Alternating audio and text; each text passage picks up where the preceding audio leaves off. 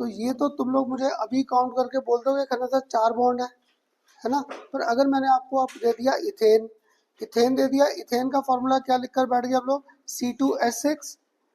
अगर अब मैंने लगा ना इसके सिग्मा और पाई बॉन्ड काउंट करने वर्बली मन में, तो पक्का है कहीं ना कहीं गलती करूंगा। तो जब भी तुम्हें 7 देखते हैं, मुझे भी नहीं पता, तो अब जब C2H6 में सिग्मा और बॉन्ड्स काउंट करने थे, तो मुझे ना बॉन्ड्स की काउंटिंग ऐसे नहीं आती। मैंने क्या किया, उस स्ट्रक्चर को तोड़ दिया। तोड़ दिया मीन्स एक्सपैंड कर दिया। तो याद है तुम लोग जितने बैठे थे सबके साथ, जब मैंने स्टार्टिंग में मेरे पास आए थे एल्केन एल्कीन आइन के फॉर्मूले पूछता था, तब कहता था मुझे एल्केन एल्कीन आइन के फॉर्मूले नहीं आते, मुझे इनमें एक लॉजिक आता है। याद है वो लॉजिक क्या आता था कि जहाँ पे भी कार्बन के बॉन्ड है इसके 4 बॉन्ड पूरे करने हैं। तो देखो जब मैंने C2H6 लिखा, ये 2 कार्बन आ गए, अब हाइड्रोजन 6 है।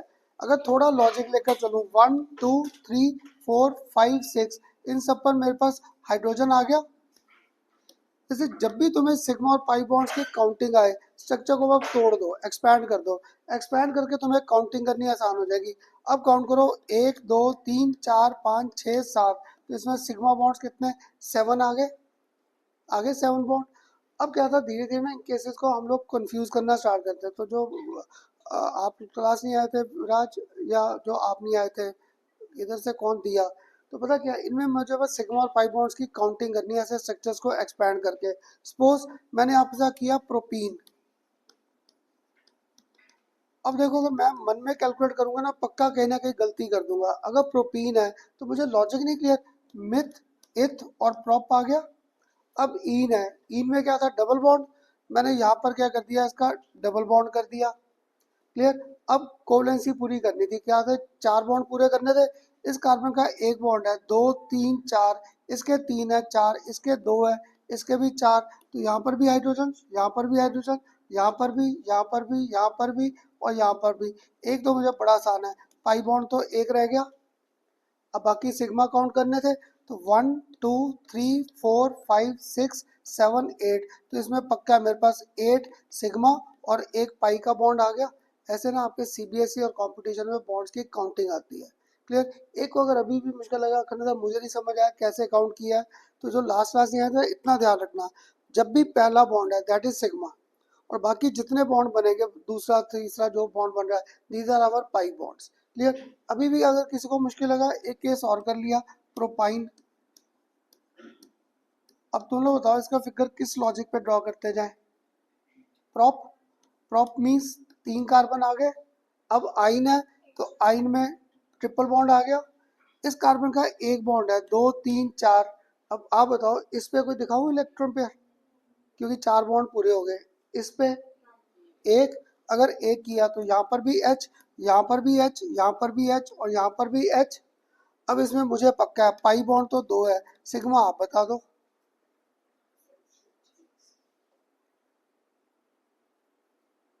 आगे 6 बॉन्ड के नहीं, सिग्मा के, तो सिग्मा के बॉन्ड यहाँ पर कितने आ गए हमारे पास 6, और पाई बॉन्ड कितने आ गए 2। ये CBSE का आसान सा क्वेश्चन है, बॉन्ड्स की काउंटिंग। अब आप कहोगे खन्ना सर ये आ जाएंगे कंपटीशन में, ये तुम्हारे CBSE के आसान केस है। कंपटीशन में जो सबसे गंदा केस आ रखा है, पहले ये बताओ समझ आया यहाँ तक कैसे काउंटिंग करा था। कुछ नहीं किया, बस स्ट्रक्चर को एक्सपैंड कर दिया, और एक लॉजिक आता है जहाँ पे भी कार्बन है इसके 4 बॉन्ड पूरे कर दो। अब ना ये सारे तो थे आसान के, CBSE में आ जाएंगे, इथीन आ गया, प्रोपीन आ गया, ब्यूटाइन आ गया, पेंटाइन आ गया, इनके बॉन्ड्स की काउंटिंग कर दो। क्लियर। अब कंपटीशन में तुम्हारा जो बड़ा कॉमन केस है ना, वो 2 केसेस कॉमन है। एक तो बेंजीन, तुम लोग बताओ 10th क्लास में कहीं किया बेंजीन का फॉर्मूला, 10th क्लास में क्या किया था बताओ फिर मुझे। एक तो पक्का है ये रिंग लाइक स्ट्रक्चर तो बनना ही बनना है, और क्या किया है। हाँ जी, चलो ऑल्टरनेट पे पाई बॉन्ड भी कर रखा है, गुड, बस यही। हाँ जी, है ना, वो जरूरी था दिखाना, क्योंकि अगर मैं ऐसे काउंट करता ना, मैं सिग्मा कितने काउंट करता, 1 2 3 4 5 6, 6 सिग्मा और 3 पाई काउंट करता। पर जिसने मुझे कहा खन्ना सर बॉन्ड पूरे करो, इस कार्बन के देखो 3 बॉन्ड नहीं बने अभी, क्योंकि जितने ये कॉर्नर से, अगर आपको ना ये ऑर्गेनिक मुश्किल लगती थी 10th में, 11th में हमारे पास ये बेसिक कंसेप्ट ऑर्गेनिक में ये सारे टॉपिक आएंगे, लाइन डायग्राम। तो जहाँ पे ये बेंड होता है, ये कार्बन था, इस कार्बन के कितने बॉन्ड बने टोटल, 3। तो हमें यहाँ पे पक्का है एक हाइड्रोजन, सबके देखो 3 3 बॉन्ड ही नहीं घूम रहे, तो हमें सिग्मा बॉन्ड 12 नहीं हो गए, सिग्मा बॉन्ड 12 हो गए, और पाई बॉन्ड कितने रह गए, सिर्फ 3 रह गए। पेपर में ऐसे बॉन्ड्स की काउंटिंग आएगी। अब एक गंदा सा केस करें, अगर ये आसान क्लियर है। वो गंदा सा केस ना तुम्हारी बुक में ये दे रखा है, मैंने यहाँ पर कर दिया C2, इधर मैंने आपको कर दिया साइनाइड ट्वाइस, और इधर भी मैंने आपको कर दिया साइनाइड ट्वाइस। ये आ गया पेपर में, क्लियर। ये मेरी ब्रैकेट थी, कहीं आप इसको भी C मान लो, ये हमारे पास यहाँ पर ब्रैकेट थी, ये ब्रैकेट है, और तुम्हें आ गया C2 साइनाइड ट्वाइस। इसके सिग्मा और पाई बॉन्ड्स काउंट करो। तो देखो अगर मैं इसको ना काउंट करने बैठ गया है ना, मेरी तो छुट्टी हो जाएगी। तो मेरे जैसे ने क्या देखा, ये है तो चॉइस में पड़ा 4 सिग्मा 4 पाई, अपने आप ऐसे कोई टिक लगा दिया, पर सबसे ज़्यादा बॉन्ड बनेंगे इस मॉलिक्यूल में अगर इसे एक्सपैंड किया। अब देखो मुझे ना इतना बड़ा फॉर्मूला एक्सपैंड करना नहीं आता। कितने कार्बन है? 2। अगर 2 कार्बन है दैट मीन ये पक्का है, ये कार्बन तो आपस में अटैच्ड है। अब साइनाइड ग्रुप कितने हैं? 2 एक तरफ, 2 एक तरफ, है ना, तो 4 है। तो दैट मीन मैं एक साइनाइड यहाँ पर, एक साइनाइड यहाँ पर, एक साइनाइड यहाँ पर, और एक साइनाइड यहाँ पर कर दूं, लॉजिकली यही बनेगा। क्लियर, घर जाके ट्राई करना, और कोई बन ही नहीं सकता। ये बन गया। अब इन सब में मुझे पक्का है सिंगल बॉन्ड तो सब में घूम रहा है ना, सिंगल बॉन्ड तो सब में घूम रहा है।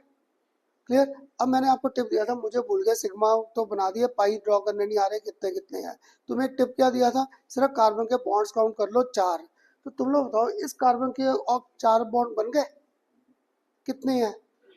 तो क्या करूं, इधर कर दूं डबल बॉन्ड। क्लियर, तो बीच में डबल बॉन्ड कर दूं, तो दोनों कार्बन की कोवलेंसी पूरी होगी। क्लियर। अब इस कार्बन का बॉन्ड काउंट करो कितने हैं, 2 चाहिए, कितने, 4, इधर कर दूं डबल बॉन्ड। क्लियर, तो सबसे बड़ा फॉर्मूला आ गया।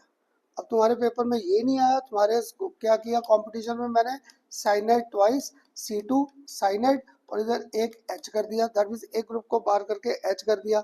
बस H कम ज्यादा करते रहते हैं। क्लियर। अब तुम लोग काउंट करो इसमें आराम से, क्योंकि क्या होगा, मैं कहूँगा नहीं गलत है, दोबारा करो दोबारा। तो सिग्मा और पाई बॉन्ड्स काउंट कर दो, कितने हैं इस केस में?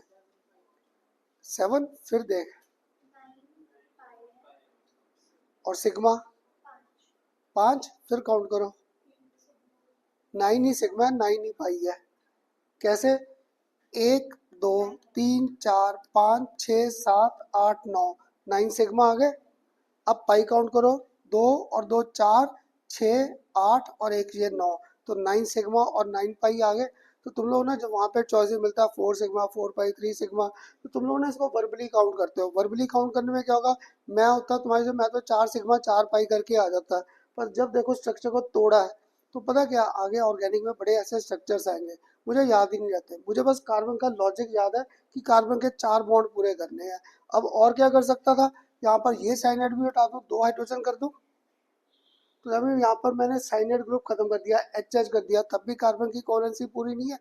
ऐसे ना स्ट्रक्चर्स आ जाते हैं पेपर में। तो मैं लॉजिक क्या था, मैंने आपको बीच में 2 कार्बन दे दिए।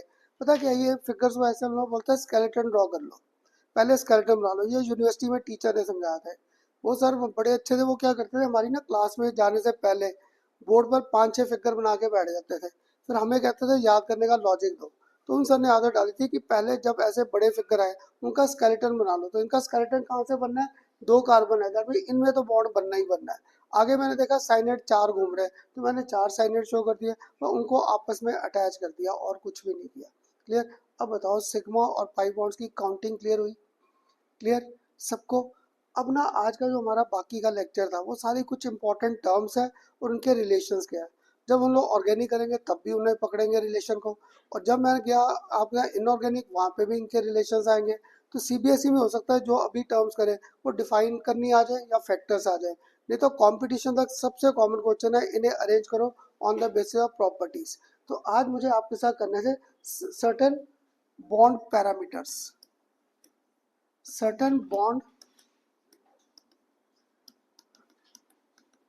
तो जो लास्ट लास्ट नहीं आए थे एटलीस्ट इतना तो क्लियर रहेगा, सिग्मा और पाई बॉन्ड्स की काउंटिंग, बस विराज दिया दोनों को इतना तो ध्यान रहेगा कि बॉन्ड्स की बात काउंटिंग ऐसे की है। आगे आपको बता दूंगा, पर लेक्चर नोट कर लेना, मुझसे कर लेना फिर। ठीक है, तो ये बॉन्ड पैरामीटर्स आ गए।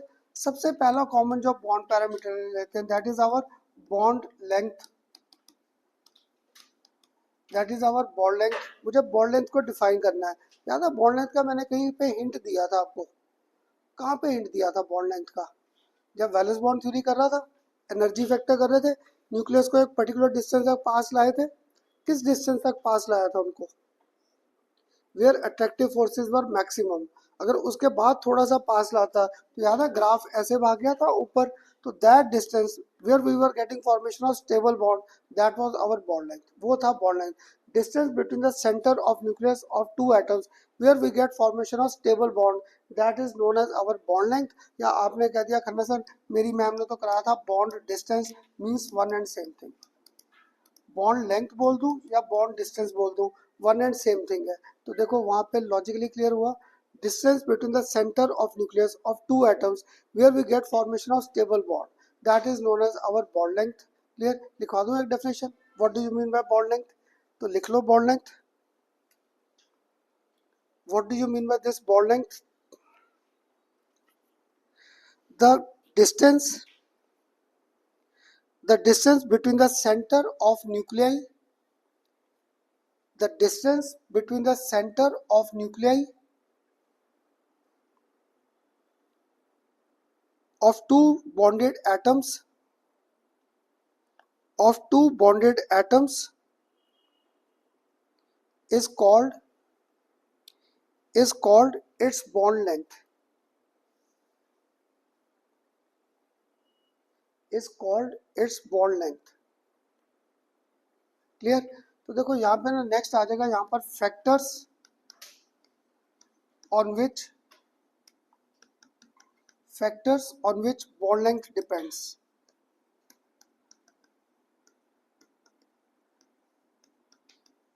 Factors on which our bond length depends, ये ना सीबीएसई में मैं आसान सा क्वेश्चन डाल सकता हूँ। Define bond length, what are the factors on which this depends. ये तो कंपटीशन तक क्या होगा, सबसे आसान क्या है, पहले हम लोग बॉन्ड लेंथ के बेस पे देखते हैं, फिर बाकी प्रॉपर्टीज को रिलेट करेंगे। याद है जैसे जब मैंने प्रोडी टेबल कराया था, प्रोडी प्रॉपर्टीज को अगर किसी को याद हो डिफाइन क्या किया था, पहला कहा था एटॉमिक रेडियस डिफाइन, उसके बाद प्रॉपर्टीज विच आर डायरेक्टली और indirectly related to atomic radius, सबको प्रोडिक प्रॉपर्टीज दिया था। अभी जब भी तुम्हें कोई अरेंज करना है bond order, bond energy, stability, तो सबसे पहले तो उनमें बॉन्ड लेंथ को ही मैंने देखना है। क्लियर? तो सबसे पहला फैक्टर जो सिंपल सा आ गया, that is size of atom, that is size of atom. अब मैं ना भूल गया, पता नहीं साइज ऑफ एटम से कैसे होगा, तुम लोग सोचकर आंसर देना। मैंने आपको एक दिया HF, एक मैंने आपको दिया HCl, इसलिए देखो मैं अभी इनको ना एक्सपैंड भी करता जा रहा था ताकि तुम्हें समझ आ जाए। HF, सेकंड मैंने आपको यहाँ पर दे दिया HCl, थर्ड मैंने आपको यहाँ पर दे दिया HBr, फोर्थ मैंने आपको दे दिया HI, और ये बड़ा कॉमन क्वेश्चन है। क्लियर? बताओ कि किसकी बॉन्ड लेंथ सबसे बड़ी होगी, HF की, HCl, या तो HF की होगी या HI की, ये तो मानते हो ना, एक्सट्रीम एंड पे कम ज्यादा होगा। तो तुम लोग बताओ जितना मुझसे लॉजिक समझ आ रखा है, किसकी बॉन्ड लेंथ सबसे बड़ी होगी, HF की या HI? गुड, अगर HI बोला, पर क्यों? हाँ जी, चलो गुड। मैं तुम में से किसी ने H को नहीं पकड़ा, इसलिए तो मैं कहता था सीरीज को पकड़ो, पढ़ना कैसे है। तो तुम लोगों ने H को नहीं पकड़ा, तुम लोगों ने किसको पकड़ा, फ्लोरीन को। तो याद है इधर मेरे पास फ्लोरीन था, इधर मेरे पास क्लोरीन, इधर ब्रोमीन और इधर आयोडीन। तो यस, जो अभी आपने ये अगर मुझसे कंसेप्ट नहीं किए, ये 27, ये क्या था 287, तो हर बार नीचे नया शेल ऐड हो रहा है, नीचे जाने पे हर बार नया शेल। तो मुझे पक्का है ये जो HI की बॉन्ड लेंथ है, ये सबसे ज्यादा हो जाएगी मेरे पास HI की बॉन्ड लेंथ। कंपटीशन में सबसे कॉमन क्वेश्चन है, आपको ऐसे ना स्पीसीज आएंगे, तुम्हें इन्हें अरेंज करना है इंक्रीजिंग और डिक्रीजिंग बॉन्ड लेंथ। तो क्या था, तुम लोगों ने H को नहीं पकड़ा क्योंकि H सब में सेम है। तो फ्लोरीन का साइज सबसे छोटा है और आयोडीन का साइज सबसे बड़ा है, तो that means size of atom का कंसेप्ट मिल गया। Bigger is the size of atom, bigger is larger is the bond length.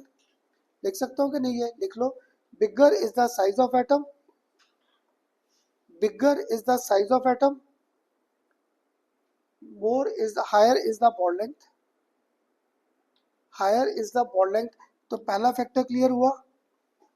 Second ना अभी आपको समझना मुश्किल लगेगा, पर जब मैंने आपके साथ कर लिया कंसेप्ट ऑफ हाइब्रिडाइजेशन, फिर ये आसान लगेगा। Multiplicity of bond, clear, multiplicity of bond, multiplicity means more than one bond, है ना, मल्टीप्लिसिटी का मीनिंग यही आया, मोर देन वन बॉन्ड। तो मैंने ना अभी आपको हाइब्रिडाइजेशन नहीं कराई, क्लियर, पर एक सिंपल सा लॉजिक तो बड़ी बार कराया है। और ये देखना बड़ा स्टेप में आगे घूमता जाएगा। ये पी के ऑर्बिटल्स आ गए। जब मैंने पहला बॉन्ड बनाया था ऐसे बना था, सेकंड बॉन्ड मैंने कैसे बनाया था, थोड़ा सा ध्यान दिया था, मैंने फिंगर्स को पास किया था, तब सेकंड बॉन्ड बना। ट्रिपल बॉन्ड के लिए शोल्डर्स को भी पास ला रहा हूँ, लेकिन मुझे हाइब्रिडेशन आती नहीं, मुझे नहीं पता। तो मुझे पक्का है अगर सिंगल बॉन्ड है तो बॉन्ड लेंथ सबसे बड़ा है, अगर ये डबल बॉन्ड है तो बॉन्ड लेंथ थोड़ी सी छोटी होगी, और अगर ट्रिपल बॉन्ड है तो मेरे शोल्डर भी पास आ रहे हैं, तो bond length goes on decreasing. ये अभी आपको कंसेप्ट मुश्किल लगेगा, पेपर में खन्ना था ये लिख कर आएंगे, पेपर में इनके ना ऑर्बिटल्स के ओवरलैप के कंसेप्ट आ जाएंगे, वो आएगा हाइब्रिडाइजेशन में। वो अभी हाइब्रिडेशन मैंने किया नहीं, नेक्स्ट लेक्चर में हाइब्रिडेशन आएगा। तो अभी लिख लो, more is the multiplicity, lesser is the bond length. More is the multiplicity of bond, more is the multiplicity of bond, more is the smaller is the bond length, more is the multiplicity of bond, smaller is the bond length। Third अभी मैंने आपको factor कराया नहीं है, ये आगे करेंगे next lecture में, टाइप ऑफ हाइब्रिडाइजेशन।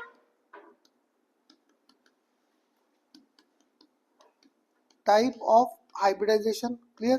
ये हाइब्रिडेशन अभी हम लोगों ने किया नहीं, ये जब करेंगे तब ये आपको टाइप ऑफ हाइब्रिडेशन आ जाएगा, क्लियर। तो अब बताओ ये कंसेप्ट क्लियर हुए, पहले बॉन्ड लेंथ के सारे क्लियर सबको, बॉन्ड लेंथ। ये लास्ट आ गया टाइप ऑफ हाइब्रिडेशन, ये आगे नेक्स्ट लेक्चर में आ जाएगा हाइब्रिडाइजेशन, क्लियर। तो ये फर्स्ट फैक्टर हो गया। अब फर्स्ट फैक्टर के बाद सेकंड मैंने जो आपके साथ कंसेप्ट कंसिडर करना है, that is our bond energy. Next हमारे पास क्या आ जाएगी यहाँ पर, बॉन्ड एनर्जी। पता क्या, बॉन्ड एनर्जी का तुम्हें कंसेप्ट समझ आना चाहिए है क्या, क्लियर। अब तुम लोग बताओ, दो एटम पास आए थे, पास आके क्या था, we were getting formation of stable bond. तो तुम लोग बताओ एनर्जी एब्जॉर्ब हुई या एनर्जी रिलीज होगी। जब मेरे दो एटम ने पास आकर बॉन्ड की फॉर्मेशन किया तो कौन से फोर्स स्ट्रांग हो रहे थे, अट्रैक्शन। तो सोचकर आंसर दो, एनर्जी विल बी रिलीज या energy will be absorb. Release होगी, अगर रिलीज होगी तो नेगेटिव होगा, इसलिए ना बॉन्ड एनर्जी और बॉन्ड डिसोसिएशन एनर्जी। सो तुम्हें सिर्फ ये कंसेप्ट क्लियर होना चाहिए, नहीं तो और इनका कोई और लॉजिक नहीं था। ये डिफाइन करना तो रेयर है, कभी पेपर में आए बॉन्ड एनर्जी क्या है, क्लियर। कैसे, अगर अभी भी किसी को मुश्किल लगा, मैंने क्या किया, दो हाइड्रोजन को कंबाइन कर दिया, तो मेरे पास यहाँ पर फॉर्मेशन ऑफ हाइड्रोजन आ गया। दूसरी बार मैंने क्या किया, यहाँ पर हाइड्रोजन का मॉलिक्यूल ले लिया और इसको कन्वर्ट किया इनटू हाइड्रोजन, क्लियर। मैंने ये कन्वर्ट कर दिया। इनमें ना मैंने हीट एक्सचेंज या बॉन्ड एनर्जी का कंसेप्ट करना था, मैंने एक में कंसेप्ट लिखना था बॉन्ड एनर्जी, और एक में मैंने कंसेप्ट लिखना था bond dissociation energy. Bond dissociation energy, तुम लोग बताओगे कहाँ पे मैं एनर्जी लिखूं, कहाँ पे बॉन्ड डिसोसिएशन लिखूं, है ना। क्योंकि पहले भी देखो हाइड्रोजन हाइड्रोजन कंबाइन करके मॉलिक्यूल बना रहे थे, बॉन्ड फॉर्म कर रहे थे। जब बॉन्ड फॉर्म कर रहे थे तो एनर्जी फॉर रिलीज आउट, तो तभी यहाँ पे पक्का है, here we are talking in terms of bond energy. और यहाँ पर मैं मॉलिक्यूल को तोड़ रहा था, है ना। दो हाइड्रोजन का, एक हाइड्रोजन का मॉलिक्यूल है, उसको ब्रेक किसमें किया मैंने, एटम्स में। अगर एटम में ब्रेक किया दैट मीन यहाँ पर मैं इसको तोड़ रहा था, तो ये बॉन्ड डिसोसिएशन एनर्जी आ गई। पर इनके ना जो हम लोग डेल्टा एच, जब हम लोग करेंगे थर्मोडाइनमिक्स, यहाँ पे डेल्टा एच तो है, तो इनमें हम लोग बॉन्ड एनर्जी हर बार क्या लिखेंगे, माइनस में। इसमें बॉन्ड एनर्जी हर बार क्या लिखेंगे, प्लस में। इनमें साइन कन्वेंशन बस आगे और कुछ नहीं। तुम्हारा एमसीक्यू का सबसे कॉमन क्वेश्चन है, तुम लोगों ने बॉन्ड एनर्जी की वैल्यूज को याद करते हो, वैल्यू तो कभी आनी ही नहीं। तुम्हें वो कंसेप्ट क्लियर होना चाहिए कब ये माइनस है और कब ये प्लस में है। तो मेरे पास क्या था, जब भी दो एटम अप्रोच करेंगे तो we get formation of stable bond. तो बॉन्ड बनते हो क्या होता है, एनर्जी रिलीज, और जब भी एनर्जी बाहर जाता है तो साइन कन्वेंशन क्या था, नेगेटिव है, क्लियर। यहाँ पर क्या था, मैं मॉलिक्यूल को तोड़ रहा था, ब्रेक कर रहा था। अगर ब्रेक करना है तो मुझे एनर्जी सप्लाई करनी पड़ेगी, तभी एनर्जी विल बी एब्जॉर्ब्ड। अगर एनर्जी एब्जॉर्ब्ड है तो साइन कन्वेंशन हम लोग क्या लेते हैं, पॉजिटिव। अगर ये मुश्किल लगता है ना, आगे थर्मोडायनेमिक्स चैप्टर है, इस चैप्टर के बाद ही, क्लियर, वहाँ पे सारी साइन कन्वेंशन आएंगी। तो अगर आपने आज थोड़ा सा लॉजिक आज ही पकड़ना है, तो देखो जब मैंने बोला एनर्जी रिलीज, क्लियर, तो सपोज पहले मेरे पास एनर्जी क्या थी, H1 थी। अब मैंने एनर्जी क्या कर दी, रिलीज। अगर रिलीज किया तो H2 यहाँ पर आ जाएगी, क्लियर। अब मुझे यहाँ पे ना डेल्टा H फाइंड करना है, चेंज। चेंज तुम लोग फिजिक्स में नहीं करते, एक्सेलरेशन, चेंज इन वेलोसिटी, तो क्या करते हो, इनिशियल माइनस फाइनल, है ना। यही मेरे पास कंसेप्ट था कि जब भी आपने चेंज करना फाइनल माइनस इनिशियल है, तो जब तुम लोग यहाँ पर H2 माइनस H1 करोगे, आंसर नेगेटिव नहीं घूम रहा। क्लियर। ऐसी है मेरे पास सिस्टम का एनर्जी क्या थी, H1 है, इसने एनर्जी क्या की, एब्जॉर्ब कर ली, ये एनर्जी एब्जॉर्ब कर गया।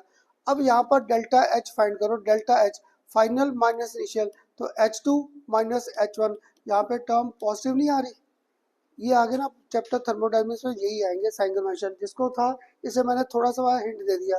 ये दो एटम कंबाइन करके मॉलिक्यूल बना रहे थे, तभी एनर्जी क्या जा रही है, बाहर, और जब भी एनर्जी बाहर जाएगी फाइनल वैल्यू क्या हो जाएगा, कम, इसे मैंने साइन कन्वेंशन क्या कर दिया, माइनस। दूसरी बार क्या था, मैं मॉलिक्यूल को तोड़ रहा था, ब्रेक कर रहा था। अगर ब्रेक करना है तो पक्का मुझे एनर्जी देनी पड़ेगी, सप्लाई, और जब भी मैं एनर्जी सप्लाई करूंगा final value will be high and initial value will be less. तो जैसे फिजिक्स में था फाइनल माइनस इनिशियल, मेरे भी सारे साइन कन्वेंशन ऐसे ही, फाइनल माइनस इनिशियल करते जाओ, साइन खुद ही आते जाएंगे, प्लस है या माइनस है। क्लियर। तो इसके बेस पे ये बॉन्ड एनर्जी का कंसेप्ट क्लियर हुआ सबको। क्लियर। तो इससे मैंने आपको ना एग्जांपल, देखो ये वैल्यू सब मुझे भी नहीं याद रहती, क्लियर क्या है, तो पेपर में तुम्हें वैल्यू चाहिए नहीं, बस साइन याद रखना, माइनस कब करना है और प्लस कब करना है, तो डिफाइन करना आसान नहीं हो जाएगा।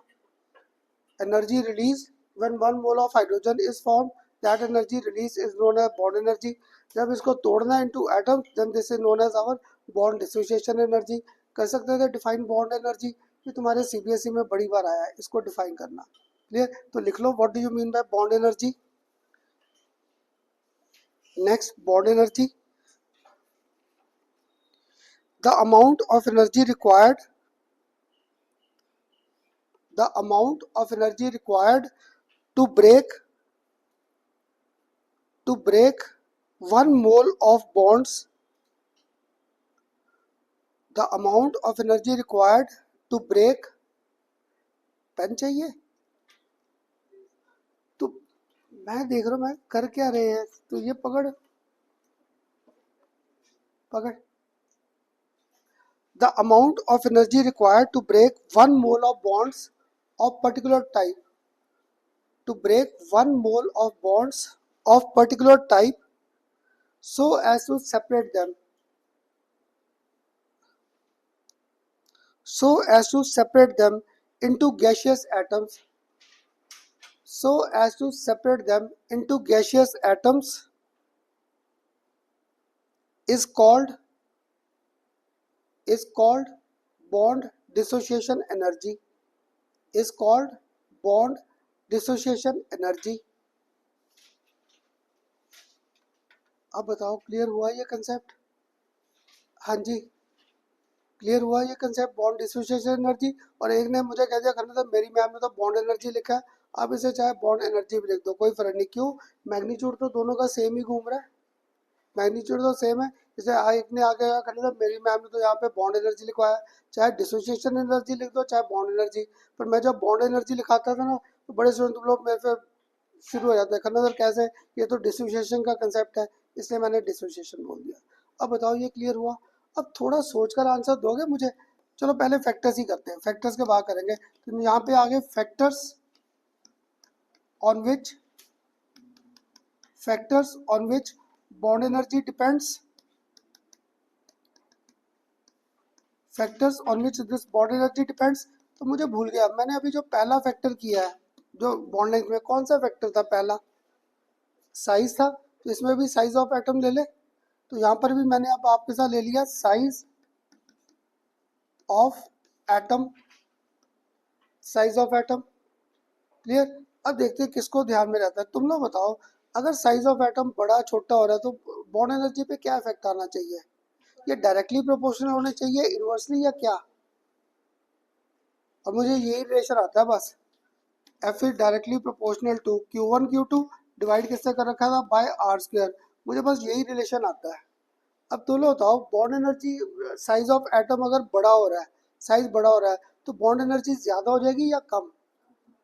गुड, अगर कम कह रहे हो, क्यों, अगर साइज बड़ा हो रहा है, आर बढ़ गया, फोर्स सिलेक्शन क्या हो गया, वीक। अगर फोर्स सिलेक्शन वीक है तो थोड़ी सी एनर्जी देकर बॉन्ड को तोड़ सकता था, तो लिख सकता था smaller is the size of atom, more is the bond energy.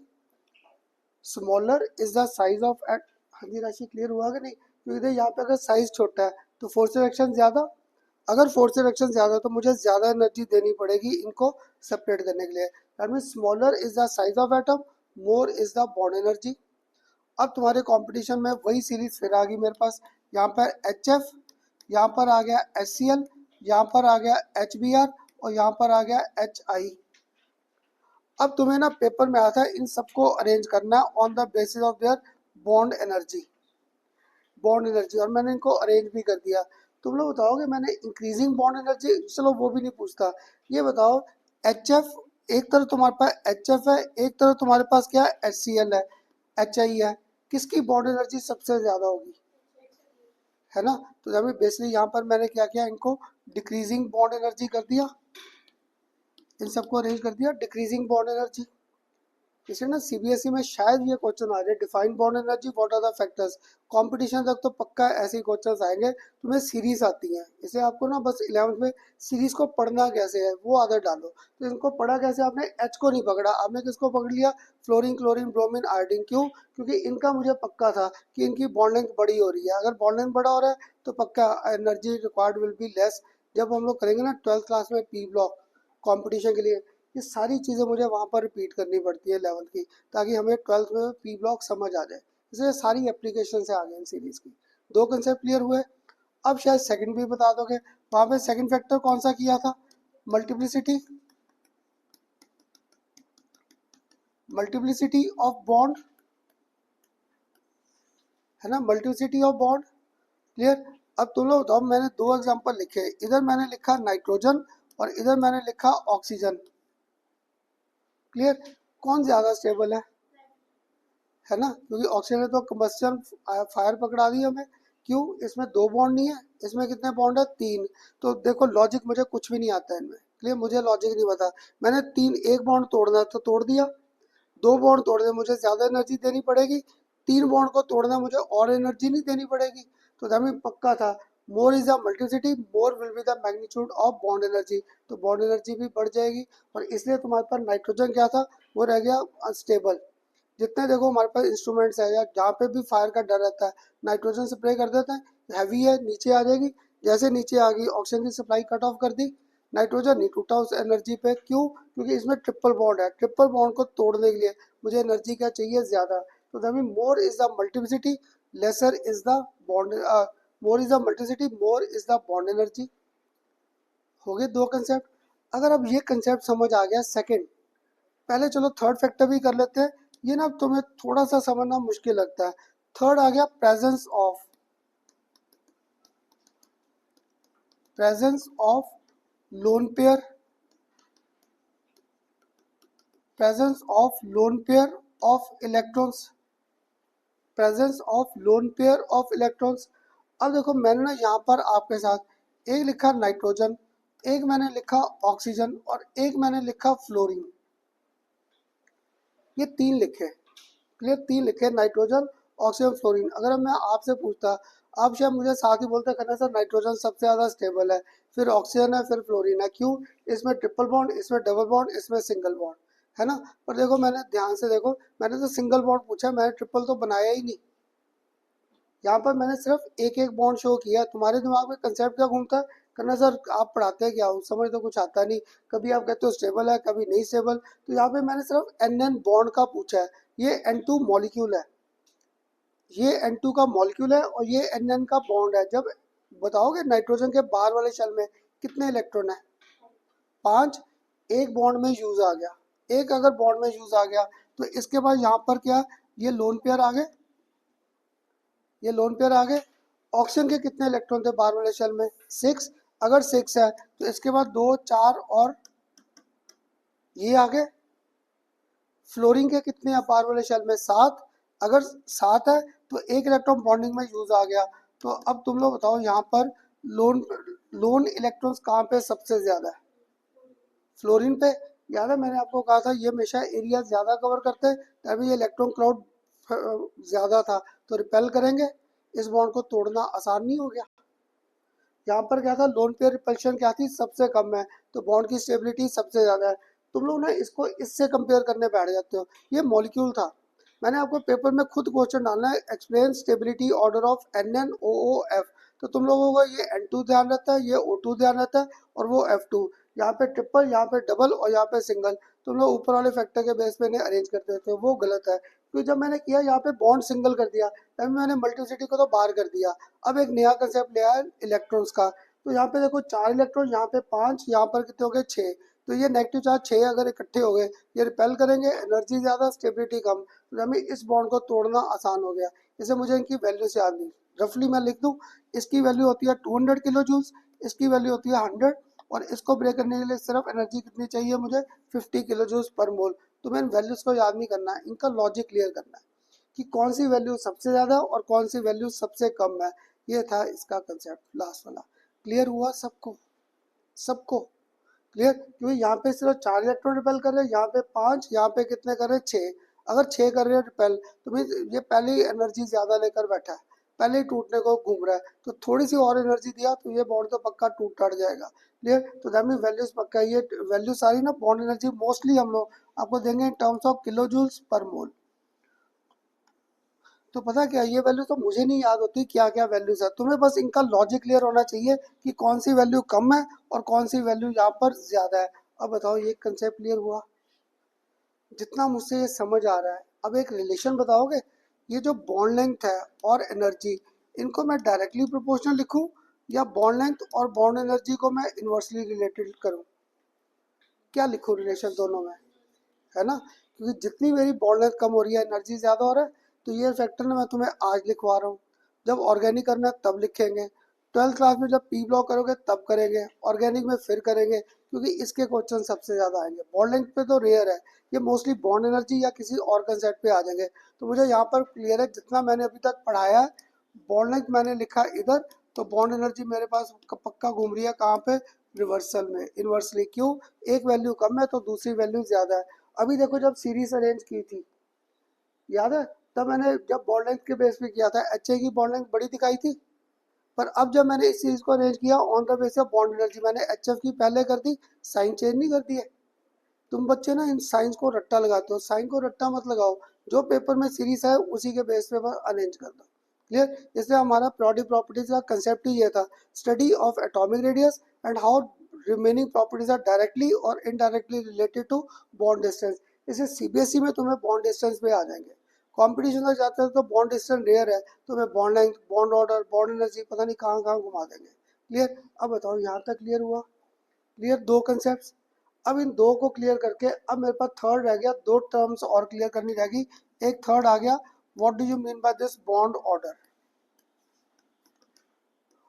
What do you mean by this bond order?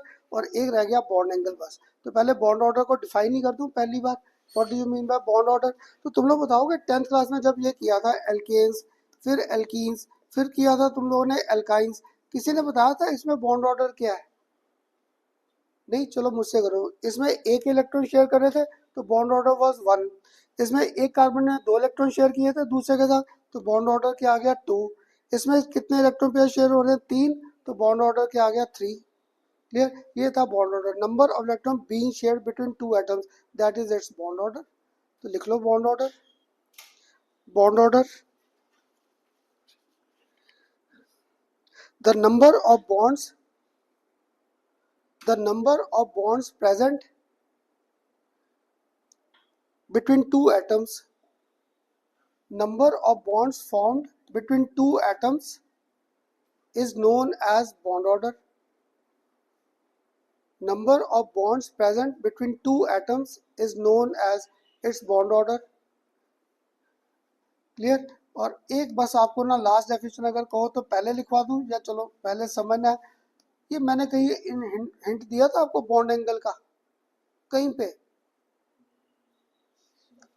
जब वेस्पर थ्योरी करा रहा था, याद है? कभी बॉन्ड एंगल क्या करता था 180, कभी बॉन्ड एंगल 90, कभी 120।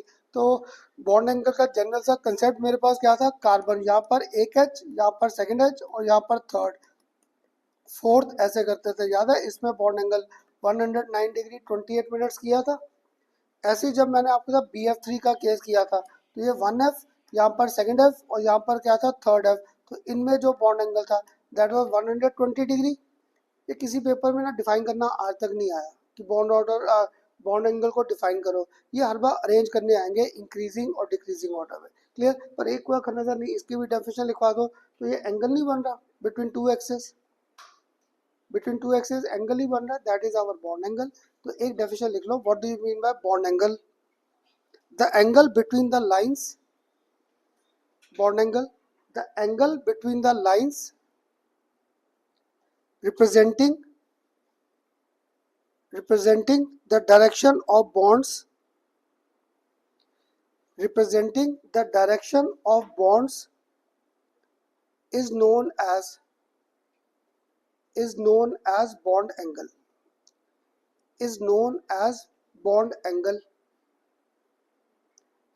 ये मैंने खुद बना दी थी सारी डेफिनेशन, क्या लिखा है कि नहीं लिखा है? The angle between the lines representing, the angle between the lines representing the direction of bond is known as bond angle। Clear हुआ? ये सारी टर्म्स क्लियर हुई सबको? अब ना मैंने दो टर्म्स तो लिख दी थी, तुम लोगों ने मुझे बॉन्ड लेंथ इधर, बॉन्ड एनर्जी कहाँ लिखवाया इधर, क्लियर। अब एक कहता खन्ना सर बॉन्ड ऑर्डर को ऊपर लिखो, क्लियर। एक कहता नहीं सर बॉन्ड लेंथ इधर है तो बॉन्ड एनर्जी यहाँ पर है, तो बॉन्ड ऑर्डर को भी ऐसे लिखो। किसकी बात मानूं, कौन सा कंसेप्ट ठीक लग रहा है? ये ऊपर वाला कंसेप्ट ठीक लग रहा है या नीचे वाला? ऊपर वाला। फिर सोचो, एक बॉन्ड ऑर्डर है तो एनर्जी रिक्वायर्ड, दो बॉन्ड ऑर्डर है बॉन्ड एनर्जी बढ़ गई, तीन है तो बढ़ गई। तो तभी पक्का है ये नीचे वाला रिलेशन ठीक हो गया, ठीक। इसलिए ना कंपटीशन में मैं देखना जब तुम्हारे साथ करूँगा ऑर्गेनिक केमिस्ट्री के बेसिक्स फर्स्ट लेक्चर में, तब भी मैंने आपसे यही रिलेशन पूछना है, बॉन्ड लेंथ, बॉन्ड एनर्जी और bond order, how these are related. तो जिसको मुश्किल लगता है ना, पता क्या कहता हूँ, बॉन्ड लेंथ लिख लो ऊपर, बाकी जितनी प्रॉपर्टी तुम्हारे दिमाग में आ रही सारी यूनिवर्सली है। बॉन्ड लेंथ ऊपर लिख के ना बाकी जितनी प्रॉपर्टी दिमाग में आ रही वो सारी की सारी इन्वर्सली है। कैसे? एक कंपटीशन में सबसे कॉमन ये बीएस आ जाता है, बॉन्ड स्ट्रेंथ या बॉन्ड स्टेबिलिटी। ये कंपटीशन में मोस्टली आएगा, बॉन्ड स्ट्रेंथ या बॉन्ड स्टेबिलिटी। तो मानते हो lesser is the bond length, more is the bond stability. इसे जिसको मुश्किल लगता है ना, सबको क्या कहता हूँ, तुम लोग बॉन्ड लेंथ लिख लो ऊपर, बाकी जो प्रॉपर्टी तुम्हारे दिमाग में आ रही यही आती है, बॉन्ड ऑर्डर, बॉन्ड एनर्जी और साथ में बॉन्ड स्ट्रेंथ या बॉन्ड स्टेबिलिटी, वो सारी क्या इन्वर्सली है। इनके बेस पे ना हमारे एमसीक्यू के क्वेश्चंस बड़े हैं, पता नहीं कितने क्वेश्चंस आपको जब पी ब्लॉक में करेंगे उनमें मिल जाएंगे। कैसे? एक ना मैंने अब आपको सिंपल सा क्वेश्चन पूछा, एमोनिया, और मुझे ना इसकी फैमिली का लास्ट एलिमेंट याद है, बिस्मथ हाइड्राइड है, क्लियर। हमारे पास एलिमेंट्स क्या होता है, नाइट्रोजन, इधर आता है फॉस्फोरस, इधर आता है आर्सेनिक और इधर आता है एंटीमनी, और आखिर में मेरे पास क्या आता है, बिस्मथ। अब जिसको मेरे साथ समझ आ रहा था बताना, मैंने NH3 और एक आपको दे दिया बिस्मथ, क्लियर। किसकी बॉन्ड लेंथ ज्यादा होगी? बिस्मथ की। अब पूछो विच इज मोर स्टेबल, वो Na3 आ जाएगा। कंपटीशन का सबसे कॉमन क्वेश्चन है स्टेबिलिटीज के बेस पे, क्लियर। तो ऐसे ना वो सीरीज के क्वेश्चंस है, क्लियर। जैसे तुम्हें ना जब ये सीरीज के क्वेश्चन आ जाए, नाइट्रोजन बिस्मथ आ जाए, तुम्हें सोचने की जरूरत ही नहीं, पक्का ये सारी नाइट्रोजन फैमिली घुमा रखी है, क्लियर। तुम्हारे में से एक के लिए नहीं आया, उसके पेपर में क्या हुआ, नेक्स्ट फैमिली का दे दिया, कार्बन का, कार्बन सिलिकॉन, कार्बन के नीचे सिलिकॉन आता है, फिर जर्मीनियम, फिर टिन, और फिर वहाँ पे आता है कार्बन सिलिकॉन जर्मीनियम टिन, और आखिर में क्या आता है, लेड। वहाँ पे लेड आ जाएगा। तो वहाँ पे मैं आपको क्या करूँगा, यहाँ पे CCl4 और यहाँ पर PbCl4 कर दूंगा, PbCl4 करके, क्लियर। ऐसे करके वैरायटी ऑफ क्वेश्चन बनने स्टार्ट हो जाएंगे। और पक्का है इसकी बॉन्ड लेंथ सबसे बड़ी होगी, सबसे बड़ी बॉन्ड लेंथ इसकी होगी। ऐसे आपको ना डिफरेंट कंसेप्ट आने स्टार्ट होंगे। तो अब बताओ ये रिलेशन याद रहेगा, बॉन्ड लेंथ और एनर्जी, ऑर्डर और स्टेबिलिटी के कंसेप्ट रहेंगे ध्यान में, कैसे सीरीज के थे, क्लियर। ये थे हमारे सारे जनरल कंसेप्ट, क्लियर। अब पहले बताओ यहाँ तक सबको क्लियर है?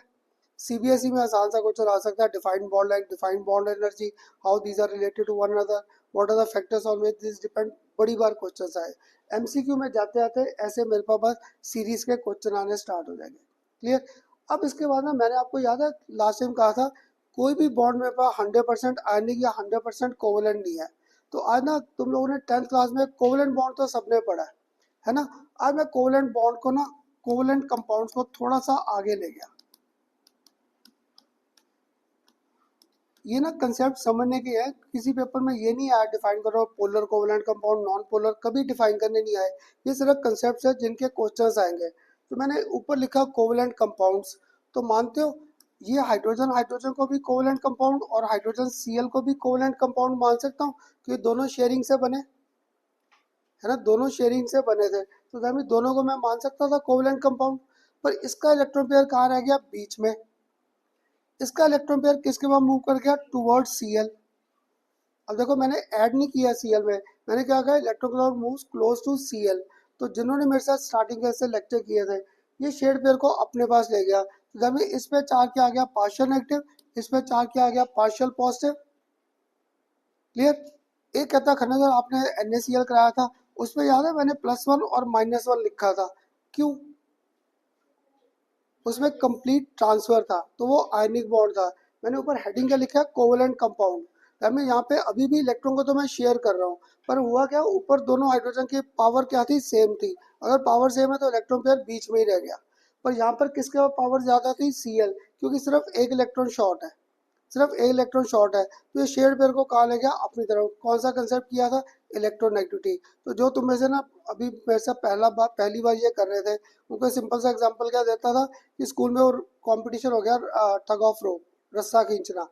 जब वो रस्सा खींचने का कंपटीशन होता है तो ये मार्क है, एक साइड मैंने तुम्हें 11th वालों को खड़ा कर दिया, एक तरफ फर्स्ट क्लास के बच्चों को, तो ये मार्क तुम लोग ले गए। तो ये मार्क बेसिकली क्या था, शेड पेयर नहीं हो गया।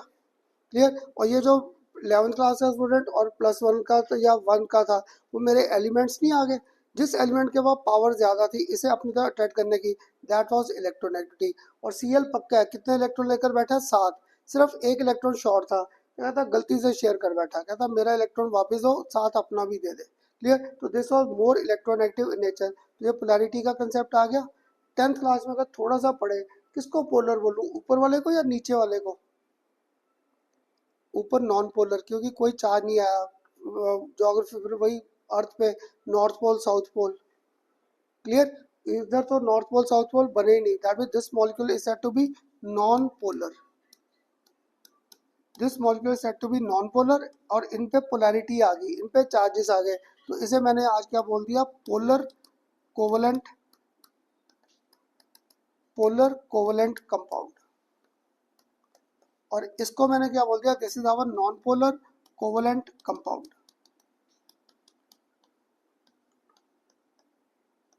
क्लियर।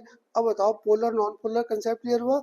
इसको मैंने नॉन पोलर क्यों बोला, कि तुम लोग 10th में पक्का किया, नॉर्थ पोल साउथ पोल है ना, वो अर्थ का बनाते हैं जब, फिर वो क्या था, एक मैग्नेटिक अर्थ का होता है, एक हमारे पास है, दोनों उल्टे चलते हैं, है ना, किया होगा, रिवर्स चलते हैं, तो रिवर्स चलने के कारण क्या वहाँ पे, तो वहाँ पे नॉर्थ पोल में पॉजिटिव नेगेटिव बन रहा है, तो पोलैरिटी आ गई।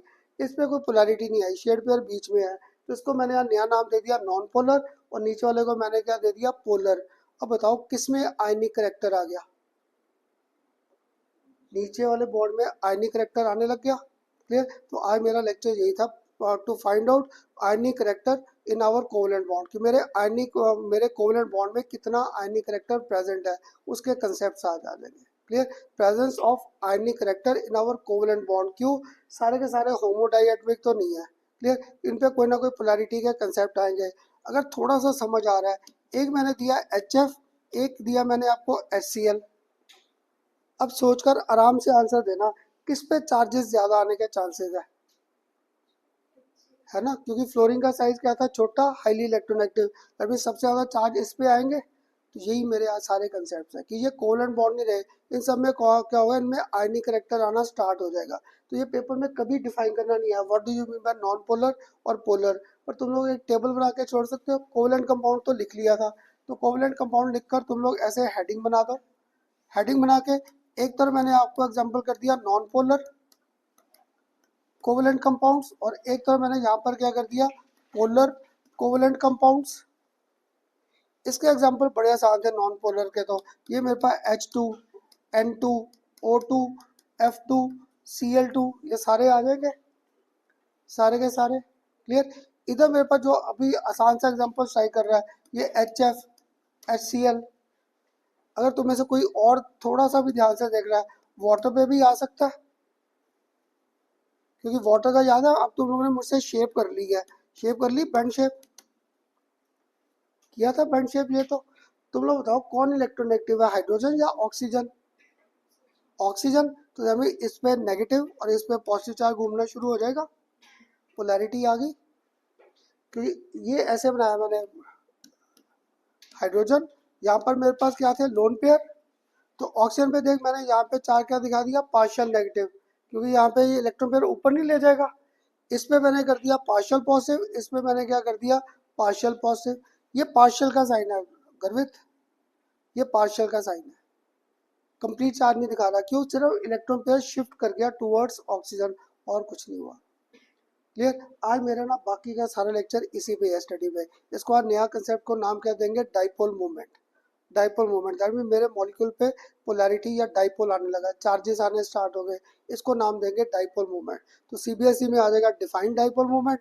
कंपटीशन तक जाते हैं, इवन सीबीएसई में रेयर है डाइपोल मूवमेंट डिफाइन करना है। इनके रीजनिंग के क्वेश्चन आंसर्स बड़े हैं। क्लियर? तो अब पहले बताओ, ये नॉन पोलर और पोलर का लॉजिक क्लियर हुआ? एक ना इसके साथ पता क्या, हम लोग इनके आयनिक करैक्टर पढ़ने के लिए दो तीन इक्वेशंस यूज करते हैं, वो तुम्हारे पेपर में आ रखा है। तो पता क्या, इनकी पोलैरिटी फाइंड करने के लिए मैंने इनके इलेक्ट्रोनेगेटिविटी डिफरेंस ही देखने हैं। तो ये एक ध्यान रखना, अगर मेरे दो एलिमेंट्स का इलेक्ट्रोनेगेटिविटी डिफरेंस 1.9 है, ये तुम्हारे एमसीक्यू का बड़ा कॉमन क्वेश्चन है। अगर दो एटम जिनमें कोवलेंट बॉन्ड बनाया है, इलेक्ट्रोनेगेटिविटी डिफरेंस क्या है, 1.9 है, then this is considered to be 50% ionic ionic bond and 50% covalent bond. ये लिख लेना, क्योंकि बुक्स में तुम्हें ना ढूंढना पड़ेगा कहाँ पे है। अगर electronegativity difference between two atoms, electronegativity difference between two atoms is just 1.9 in molecule, so this is said to be 50% ionic and 50% covalent bond। ये हो सकता है आयनिक डिफरेंस क्या हो जाए, मोर देन 1.9। आयनिक ये इलेक्ट्रोनेगेटिविटी डिफरेंस क्या हो जाए, मोर देन 1.9, तो पक्का bond is considered to be more ionic in nature. तब बॉन्ड को क्या मान लेते हैं, मोर आयनिक। और हो सकता है यहाँ पे 1.9 क्या हो, ये क्या हो जाए मेरे पास, इलेक्ट्रोनेगेटिविटी डिफरेंस कम, अगर कम हो गया तो our molecule said to have more covalent bond character, more covalent bond character. ये तुम्हारे सीबीएस कंपटीशन में एजर्शन रीजनिंग का बड़ा कॉमन क्वेश्चन है। और इधर मैं लिख क्या रहा हूँ, electronegativity difference, electro negativity difference. जिसने मेरे साथ स्टार्टिंग से लेक्चर लगाए थे ऐसे लिख सकता था, काई ए माइनस काई बी। और यहाँ पर सारा कंसेप्ट किसका दे दिया, ए बी मॉलिक्यूल का, ए बी का। कि अगर ए बी का इलेक्ट्रोनेगेटिव डिफरेंस क्या 1.9 है, एग्जैक्ट 1.9 आ गया, then this is said to be 50% ionic 50% covalent.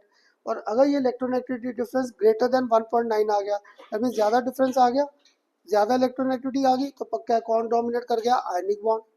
और अगर ये इलेक्ट्रोनेगेटिव डिफरेंस कम रह गया तो पक्का है, अगर ये कम है तो then this is said to be more covalent in nature. ये एजर्शन और रीजनिंग के क्वेश्चंस है कॉमन। क्लियर? तो फिर रिपीट करता हूँ, ये देख यहाँ पर ये ए और बी का मॉलिक्यूल कंसिडर कर लिया।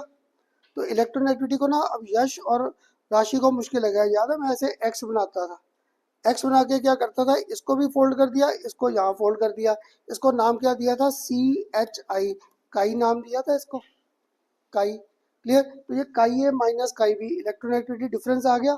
अगर ये वैल्यू एग्जैक्ट आ गई 1.9, then our bond is said to be 50% ionic 50% covalent. ये आता ही नहीं कभी, कभी आता ही नहीं। कभी ये परसेंटेज ज़्यादा होगी, कभी ये परसेंटेज क्या होगी, कम। अगर ज़्यादा होगी तो लॉजिकली है, अगर डिफरेंस ज़्यादा है तो मीन्स पक्का ये बॉन्ड आयनिक करेक्टर ज़्यादा हो गया। अगर ये इलेक्ट्रोनेगेटिव डिफरेंस कम है तो पक्का है जो बॉन्ड है that will have more covalent character associated. ये तुम्हारे एमसीक्यू का बड़ा कॉमन क्वेश्चन है, explain on the basis of 1.9, 1.9 के बेस पे से रिलेट करना आ जाता है। कुछ क्लियर हुआ? ये एक तरफ ये मोर आयनिक, नीचे वाले में मोर कोवलेंट बॉन्ड करेक्टर, या मोर कोवलेंट करेक्टर चाहे लिख ले, चाहे मोर कोवलेंट करेक्टर लिख लो, कोई फर्क नहीं है। क्लियर? अब पता क्या, एक थोड़ा रट्टाफिकेशन वाला क्वेश्चन आ जाता है, वो तुम्हारे कंपटीशन में आ रखा है। अब एक स्टूडेंट करना चाहिए इलेक्ट्रोनेगेटिविटी डिफरेंस मेजर कैसे करें। हमारे पास दो स्केल्स हैं to measure this electronegativity difference. एक हमारे पास आता है पॉली स्केल और एक हमारे पास आता है हेनी एंड स्मिथ स्केल। वो स्केल्स के ना कई बार आपको फॉर्मूले आ जाते हैं और कुछ नहीं। कंपटीशन में सीबीएसई में रेयर है कि खन्ना सर आपको कैसे पता चला इनका इलेक्ट्रोनेगेटिविटी डिफरेंस 1.9 आ रहा है, 9 से कम आ रहा है या ज़्यादा। तो we make use of two scales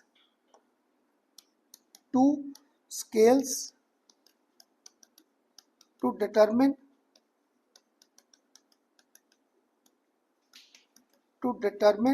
percentage of ionic character,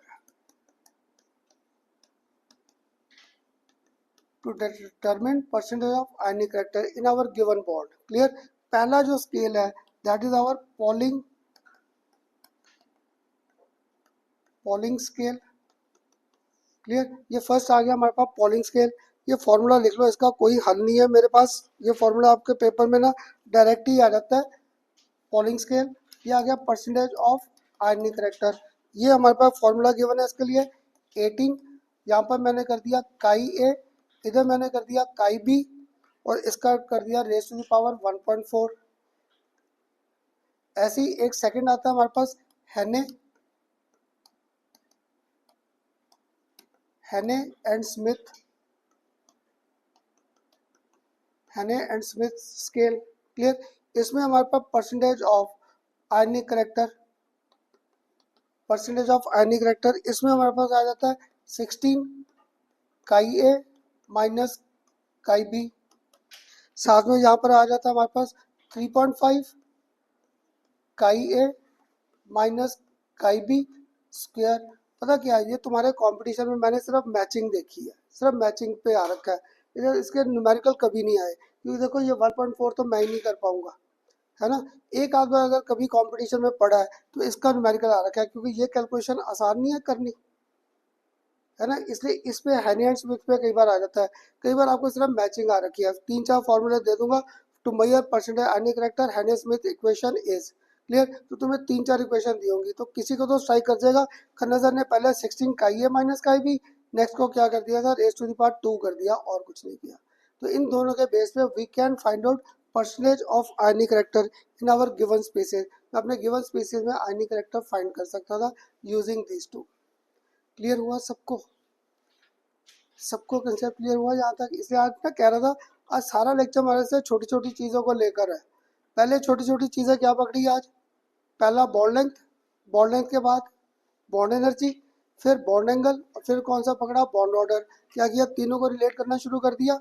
आज उसका नया करेक्टर क्या लिया? आज तक 10th तक पढ़ते थे सारे बॉन्ड कोवलेंट है या आयनिक है। आज मैंने क्या कह दिया? कोवलेंट सारे है ही नहीं। उनमें क्या था? पोलैरिटी का कंसेप्ट आ रहा है, कहीं नॉन पोलर है कहीं पोलर है। नॉन पोलर कोई चार्जेस नहीं है, सारे एग्जाम्पल होमोडाइएटमिक कर दिए, सारे होमोडाइएटमिक H2 N2 O2 F2 Cl2 सब पे पक्का है जीरो, तो कोई नॉन पोलर हो गए। अमोनिया वाटर इन सब पे चार्जेस आने स्टार्ट हो गए। जैसे ही चार्जेस आए पोलैरिटी तो इन सबको नाम क्या दे दिया? Non polar. अब नेक्स्ट क्या किया? To find ionic character. मुझे नहीं पता आयनिक करेक्टर कैसे है, तो ये सारे कंसेप्ट आ गए। क्लियर? स्केल्स के बेस पे। अब क्या था खन्ना सर ये डाइपोल मूवमेंट जो आप बोल रहे थे वो है क्या? पहले लॉजिक क्लियर करें। आज ना जो नया टॉपिक एक इसमें अब बाकी का लेक्चर चला जाएगा। What do you mean by this dipole movement? तुम लोग बताओ 10th क्लास तक किसी ने कोई फोर्स और अट्रैक्शन कोई बताए थे अलग अलग क्या क्या? शायद ऑर्गेनिक में बताया होगा कि वीकेस्ट फोर्स आता है वेंडोल फोर्सेस CH4 में बताया होगा वेंडोल, क्योंकि उनपे कोई चार्जेस नहीं आते। जैसे ही मेरे मॉलिक्यूल पर चार्जेस आएंगे ना that is concept of dipole. कैसे? ये एक हाइड्रोजन का जब मैंने मॉलिक्यूल लिखा मैंने यहाँ पे डाइपोल कंसिडर नहीं की। क्लियर?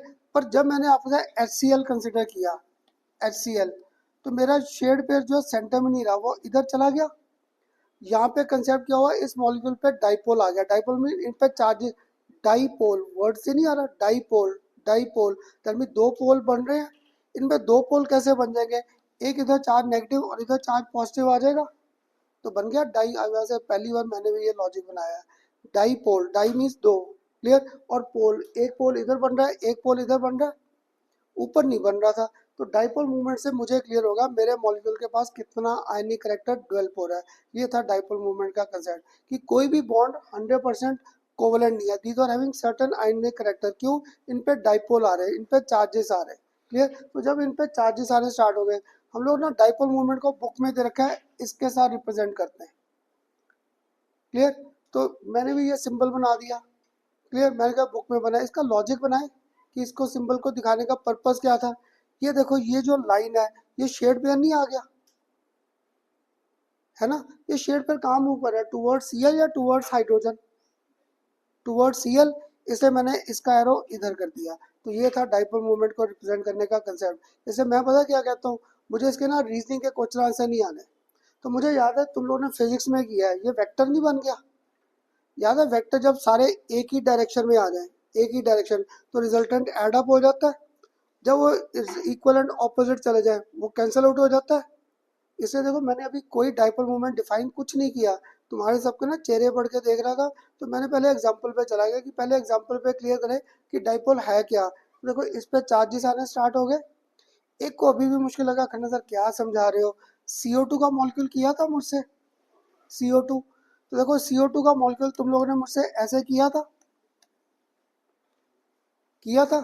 अब तुम लोग बताओ, इस पे कोई डाइपोल आ सकता है कि नहीं? मुझे भी नहीं पता। कार्बन और ऑक्सीजन में कौन है इलेक्ट्रोनेगेटिव? ऑक्सीजन। तो देखो, इसका शेयर्ड पेयर पक्का है, इधर भागेगा। इधर कौन है दोनों में से इलेक्ट्रोनेगेटिव? ऑक्सीजन। तो इसका डाइपोल इधर भागेगा। इसलिए मैंने फिजिक्स का एक रिलेशन पकड़ रखा है। अब ये डाइपोल तुम लोग बताओ एक ही डायरेक्शन में है, इक्वल एंड ऑपोजिट?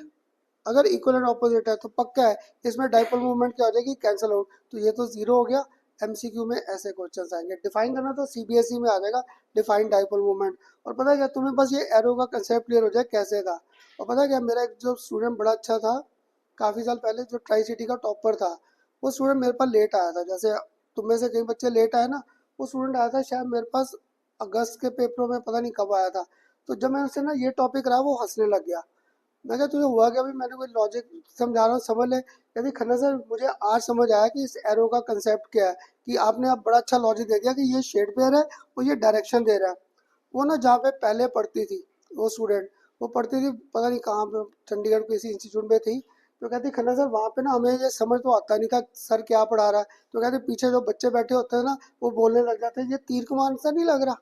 कहते वो पीछे बोलने लगते जय श्री राम जय श्री राम। कहते पीछे श्री राम बोलते रहते थे, समझ किसी को आया नहीं ये है क्या। तो ये ऐसे था। तो फिर मैंने ध्यान दिया, मैं लगता तो ऐसे ही है, वो तीर सा बना के छोड़ दिया। तो ये तीर सा नहीं था, बेसिकली ये लाइन क्या, शेड पेयर है। और ये क्या था, एरो है, डायरेक्शन दे रहा है कहाँ पे मेरा इलेक्ट्रॉन पेयर मूव कर रहा है, और कुछ नहीं था ये। आज इसी के सारे कंसेप्ट है। पर इन पर जाने से पहले डाइपोल मूवमेंट को डिफाइन करें, है क्या डाइपोल मूवमेंट। तो डाइपोल मूवमेंट को ना हम लोग रिप्रेजेंट किससे करेंगे, बाय सिंबल म्यू। फिजिक्स में करते हो रिफ्लेक्टिव इंडेक्स, है ना, यहाँ पे म्यू मैंने कर दिया फॉर डाइपोल मूवमेंट। क्लियर? और इसको डिफाइन कैसे करते हैं, एक चार्ज मेरे पास ये है और एक चार्ज मेरे पास ये है। क्लियर? दोनों में मेरे पास डिस्टेंस कितना है, डी। मान लो दोनों में डिस्टेंस डी। अब देखो, इस पे पॉजिटिव चार्ज है, इस पे नेगेटिव है, होगा तो क्यू, सिर्फ मैग्नीट्यूड तो क्यू ही होगा। यहाँ पे क्या होगा, प्लस में, इधर क्या होगा, माइनस में।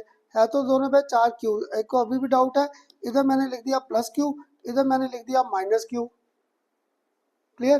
तो हम लोग जो म्यू को डिफाइन करते हैं dipole moment, that is basically given by Q into D.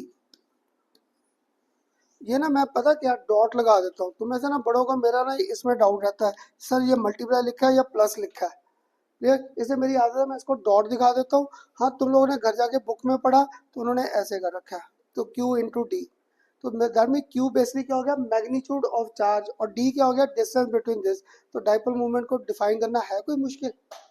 It is defined as product of magnitude of charge and distance between the two oppositely charged, that is known as our dipole moment.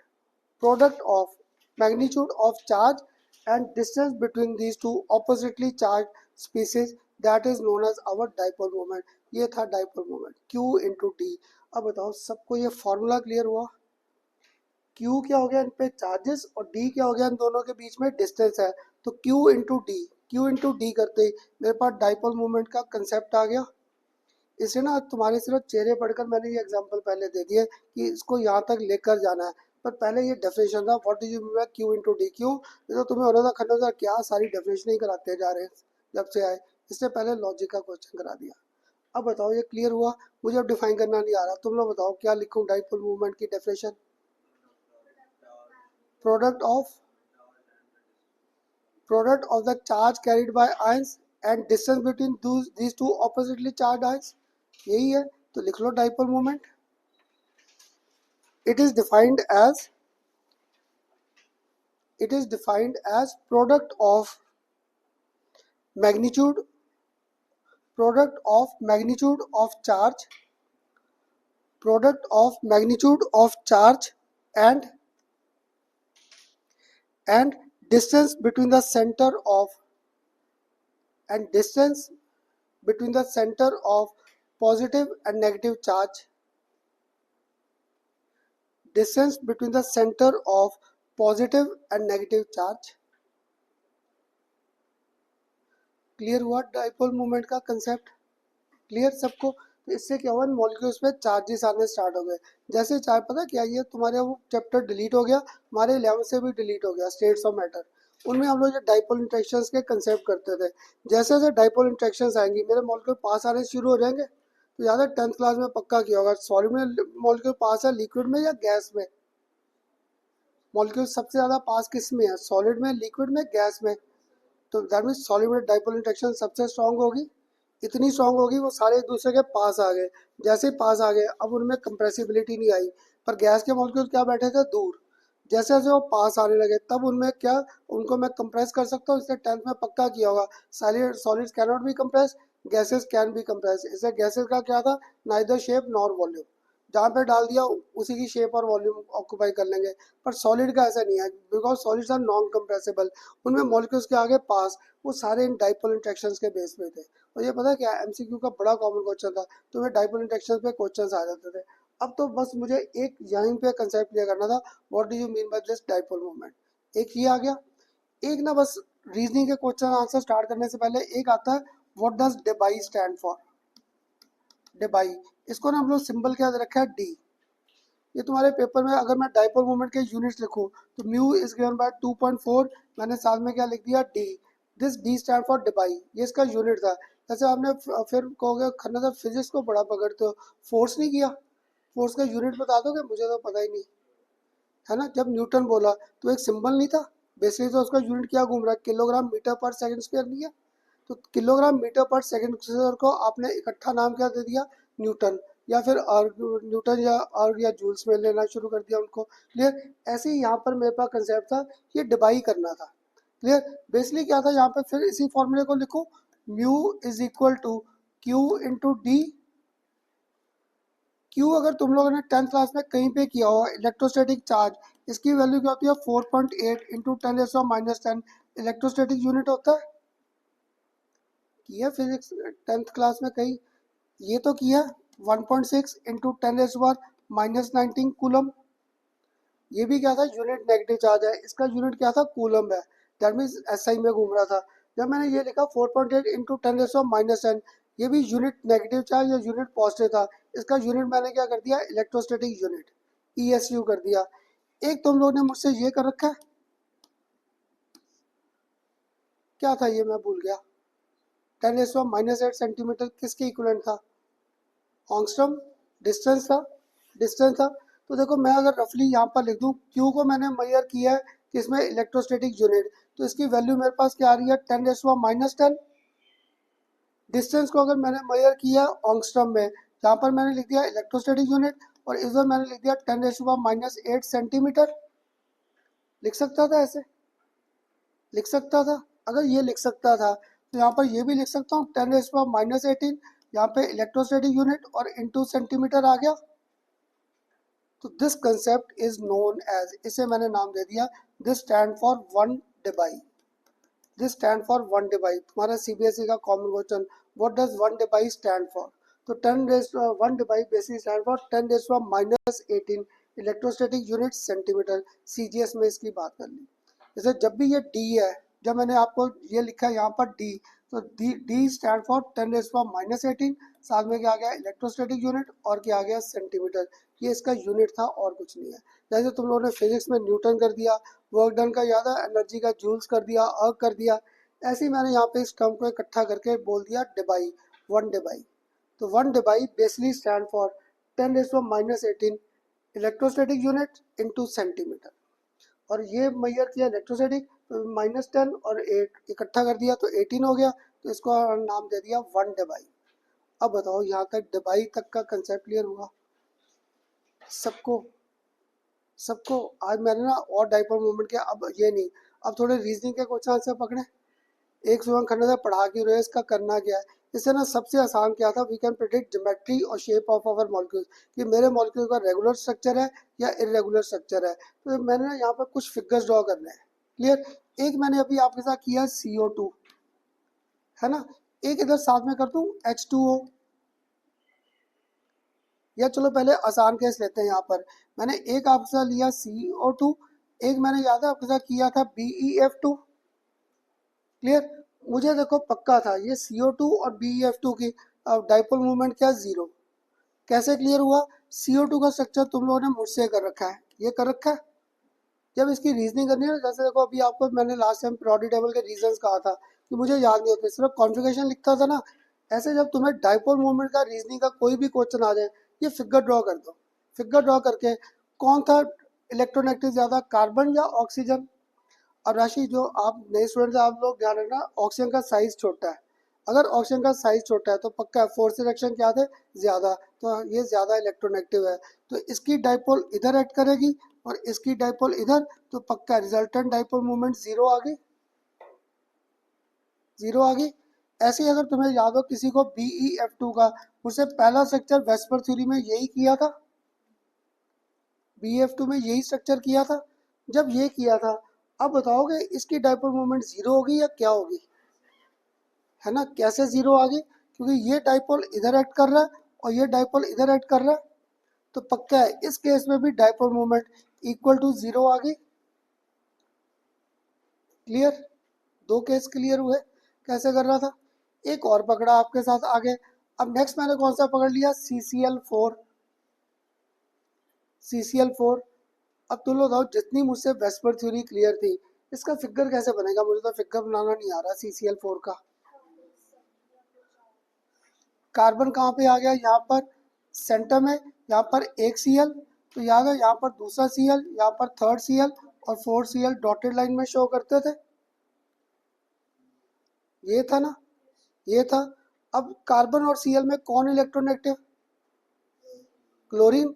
तो क्या आ गया, ये आ गया मेरा shade pair, ये इधर भागेगा, इसका शेड पेयर इधर भागेगा, इसका शेड पेयर इधर भागेगा, इसका शेड पेयर इधर, सारे एक दूसरे को कैंसिल आउट कर रहे हैं। इसलिए ना मैंने फिजिक्स का एक रिलेशन पकड़ रखा है, बुक्स में नहीं दिया हुआ, ये मैंने कर रखा है। इसमें क्या हुआ, all dipole are arrange in opposite direction, so resultant dipole is zero. इसमें भी क्या हुआ, रिजल्टेंट डाइपोल जीरो हो गया, क्योंकि बाकी चारों ने एक दूसरे को कैंसिल आउट कर दिया। तो इसमें भी रिजल्टेंट डाइपोल मूवमेंट क्या आ गई, इक्वल टू जीरो। अभी मैं ना कोई क्वेश्चन नहीं बोल रहा, सिर्फ आपके साथ फिगर्स बोर्ड पे ड्रॉ कर रहा था और कुछ नहीं कर रहा था, सिर्फ फिगर्स ड्रॉ किए।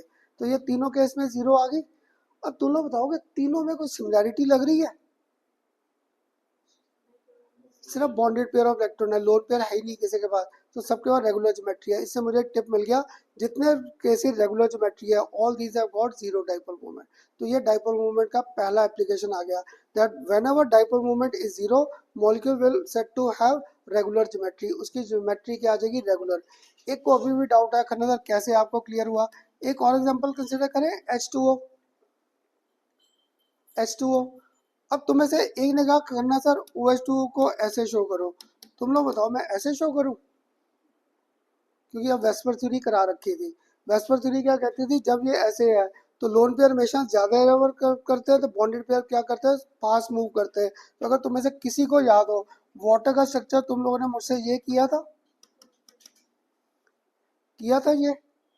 अब हाइड्रोजन और ऑक्सीजन में कौन है इलेक्ट्रोनेगेटिव, ऑक्सीजन। तो अब देखो इसकी डाइपोल ऐसे बनानी पड़ेगी,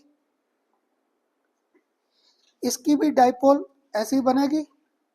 ये लोन पेयर कहाँ भागता है हर बार, ऊपर, तो दैट इसका भी डाइपोल इधर, तीनों डाइपोल कहाँ जा रहे हैं, इसलिए मैंने आपको कहा था मान लो डाइपोल मूवमेंट क्या वेक्टर है, तो इसमें क्या हुआ, all dipole get aligned in the same direction, अगर सेम डायरेक्शन है तो resultant dipole increases, that's why in this case dipole movement is not equal to zero. और इरेगुलर ज्योमेट्री आ रही है, इरेगुलर ज्योमेट्री ऐसे पेपर में क्वेश्चन आएंगे, किस्मत अच्छा हो ना तब ये आ जाएगा, डिफाइन करो डाइपोल मूवमेंट है, नहीं तो रेयर है। क्लियर, ये आ रखा है बड़ी बात, what does one device stand for, नहीं तो तुम्हें ऐसे पेपर में रीजनिंग के क्वेश्चन आंसर है, तुम लोग बुक में से एप्लीकेशन याद रहे वो तो आज तक नहीं आई, हाउ मेनी एप्लीकेशन, ये तो आज तक नहीं आई, तुम्हें ऐसे केसेस आएंगे आइडेंटिफाई करने। तो मुझे आज एक एप्लीकेशन डाइपोल की क्लियर हो रहा है, अगर डाइपोल मूवमेंट जीरो है molecule is said to have regular geometry, और अगर डाइपोल मूवमेंट जीरो नहीं है तो molecule is said to have irregular geometry, या उनकी शेप्स आनी स्टार्ट होगी। इसकी शेप भूल गई, मुझे कुछ बताया था लॉजिक याद करने का, इसकी शेप क्या, गुड, क्योंकि लोन पेपर पे कहता था रख लो हाथ और उल्टा वी बन गया, अगर उल्टा वी तो this molecule said to have inverted V shape. कुछ क्लियर हुआ कैसे कर रहा था, समझ आ रहा है या मैं याद, क्योंकि अब मैं मानता हूँ सारा थ्योरेटिकल पार्ट ज़्यादा था पर रीजनिंग के क्वेश्चन आंसर के साथ कुछ क्लियर हुए। आज डेफिनेशन सबसे ज़्यादा आई है, इतनी डेफिनेशन कभी नहीं आएगी जितनी आज आई, bond length, bond order, bond energy, bond angle, ऊपर से इधर डाइपोल मूवमेंट, आज सारी डेफिनेशन के कंसेप्ट ज़्यादा थे पर वो साथ में ये रीजनिंग के आ गए। अगर बोर नहीं हुए तो एक रीज़न और पूछूं, बस लास्ट लास्ट, एक आपको दे दिया NH3 और एक आपको दे दिया BF3, अब मुझे इनके फिगर नहीं आ रहे, तुम लोग जितना मुझसे पढ़ा बताओगे। इसके ना एक की मैंने डाइपोल मूवमेंट लिखनी थी जीरो, एक की डाइपोल मूवमेंट मैंने लिखनी थी 2.4 डिवाई, दैट मीन बेसिकली एक की जीरो है एक की नॉट इक्वल टू जीरो है, किसकी जीरो होगी किसकी नॉट इक्वल टू जीरो, हाँ जी क्या होगी, है ना, क्यों, क्योंकि इसमें सिर्फ बॉन्डेड पेयर ऑफ इलेक्ट्रॉन है और इसमें बॉन्डेड के साथ लोन पेयर है, इसलिए आपको कहता था ना सारे पीछे वाले टॉपिक मेरे रिलेट होने स्टार्ट हो जाएंगे। एक को ना रट्टा नहीं लगा, खन्ना सर कैसे किया आपने, तो मुझे भी नहीं आता, इन दोनों को फिगर ड्रॉ करें, इधर मैंने आपके साथ ड्रॉ किया NH3, इधर मैंने आपके साथ ड्रॉ किसका करना है BF3। NH3 का अगर तुम में से किसी को याद हो, ये फर्स्ट एच, ये सेकंड एच और ये थर्ड एच, इसमें लोन पेयर ऐसे दिखाता था, और BF3 का हम लोगों ने फिगर कैसे बनाया था, अगर थोड़ा सा भी ध्यान में हो, बी यहाँ पे 1F, यहाँ पर सेकंड F और यहाँ पर थर्ड F करते थे ऐसे। अब बताओ नाइट्रोजन और हाइड्रोजन में कौन है इलेक्ट्रोनेगेटिव, नाइट्रोजन, तो ये डाइपोल इधर, ये डाइपोल इधर, ये डाइपोल इधर, और ये लोन पेयर भी कहाँ भाग रहा है ऊपर, तो पक्का है in this case dipole movement is not equal to zero. अब इसमें इसमें थोड़ा सोचकर आराम से आंसर देना मुझे, यहाँ पर भी F है तो इसकी डाइपोल इधर, इसकी डाइपोल इधर और इसकी डाइपोल इधर, कैसे जीरो होगी, ये दो कैंसिल आउट हुआ, ये हुआ, इसलिए तुम लोग नहीं, इसमें आएगी तो dipole movement zero. Khanna sir को क्या कोई नया लॉजिक लाना पड़ेगा इसको समझाने के लिए, फिर कहोगे खन्ना सर फिजिक्स ही स्टार्ट कर लो। अब वहाँ पे तुम लोगों ने 11th में पक्का किया, लॉ ऑफ पैरेललोग्राम फोर्सेस किया, क्या था मैं तो भूल गया, क्या था लॉ ऑफ पैरेललोग्राम फोर्सेस, है ना, अगर ये दो वेक्टर है तो इनका रिजल्टेंट बीच में से जाता है और जितने ये वेक्टर पास आते जाते हैं रिजल्टेंट बढ़ जाता है ना, वो कंसेप्ट हम लोग यूज में ले आएंगे। अब देखिए ये दो वेक्टर थे, इनका रिजल्टेंट तो दोनों का इधर घूम रहा है, तो क्या हुआ ये और ये एक दूसरे को बैलेंस कर देते हैं, ये दोनों एक दूसरे को बैलेंस करते हैं, क्यों, इन दो वेक्टर्स का क्या एक रिजल्टेंट आ गया वो इसके साथ बैलेंस, इसलिए मैंने आपको कहा था इसको डाइपोल मूवमेंट को वेक्टर मान लो, क्योंकि ये CBSE में कहीं नहीं दिया, फिर तुम बच्चों को होता ना कि टीचर रट्टा लगा ले मैं कुछ नहीं कर सकता, ये इसमें लॉजिक था। क्लियर, क्या था कि इसमें दो वेक्टर्स है, तो तुम लोगों ने फिजिक्स में पक्का किया है अगर ये दो वेक्टर है रिजल्टेंट बीच में से जाता है, और एक और पढ़ा है जितने ये वेक्टर पास आते जाएंगे रिजल्टेंट बढ़ता जाता है, वही कंसेप्ट यहाँ पे आएगा आगे, आज नहीं नेक्स्ट लेक्चर में। तो अब बताओ जब ये दो केस आ गए, क्लियर, तो में से ना आया था which has got dipole movement 2.4, clear, आपको आया इन दोनों में से पेपर में आ गया which has got dipole movement 2.4 Dibai, तुम्हारे जैसा ना एक तो मुझे बैठ के गालियाँ देने बैठ गया, वो खन्ना कहता सी याद नहीं करनी, ये तो आ गया वैल्यू आ गई, तो बेसिकली क्या था लॉजिक पूछ लिया, क्यों, अगर 2.4 है तो वो सिर्फ एक की है, दूसरे की तो 0 है। इसलिए मुझे नहीं वैल्यू जानती, कहीं घर जाके मैच करने बैठ जाओ इसकी 2.4 है, मुझे नहीं पता, ये तो जस्ट मैंने लिख दी। ये हो सकता है 2.4 3.4 कुछ भी आ जाए। क्लियर, ये थे हमारे डाइपोल मोमेंट के सिंपल से क्वेश्चन। तो आज मैंने एक एप्लीकेशन क्लियर कर दी। On the base of this our molecule might have regular geometry और माइट हैव इरेगुलर ज्योमेट्री। अगर 0 है तो पक्का वहाँ पे लीनियर रेगुलर ज्योमेट्री आ गई। एक केस और बता दोगे लास्ट, एक बार लास्ट। यहाँ पर मैंने आपको कर दिया कंपटीशन में, ये फिगर खुद दे दिया, ये फिगर मैंने आपको खुद दे दिया। क्लियर, और यहाँ पर दे दिया x is more electronegative as compare to a। x को मैंने ज्यादा इलेक्ट्रोनेगेटिव कर दिया एज कम्पेयर टू a। अब बताओ डाइपोल मोमेंट 0 आएगी या नॉट इक्वल टू 0? मीन्स मेरा पढ़ाया समझ आ गया। क्लियर, क्यों? अगर x ज्यादा है तो हमें ये वेक्टर इधर, ये वेक्टर इधर, ये वेक्टर इधर और ये वेक्टर इधर, सब ने एक दूसरे को कैंसिल आउट कर दिया। ऐसे क्वेश्चंस आएंगे। क्लियर, वो डाइपोल मोमेंट डेफिनेशन तो रेयर है कभी आए। क्लियर, ऐसे क्वेश्चंस आएंगे। तो नेक्स्ट लेक्चर भी ना मैंने बस ऐसे क्वेश्चंस ही और पकड़ने हैं, ऐसे थोड़े और पकड़ेंगे। उसके बाद फिर आ जाएगा इंपॉर्टेंट कंसेप्ट, कौन सा आ जाएगा? हाइब्रिडाइजेशन। फिर जांच रूल को बाद में करेंगे, वो पता क्या टॉपिक छोटा है उसको बाद में। और नेक्स्ट में बस स्टार्ट फिर ये करके थोड़े से और हाइब्रिडाइजेशन। तुम लोग ना मेरे से लेक्चर भी लेट शुरू कराते हो, एक और एग्जांपल कर लो। अब नहीं करोगे, चल। वो किया कहीं पर स्कूल में तो अभी पहुंचे नहीं होंगे यहाँ तक तो, है ना? तो आपने वहाँ पे किया था सिज और ट्रांस, सिज और ट्रांसफॉर्म किया था।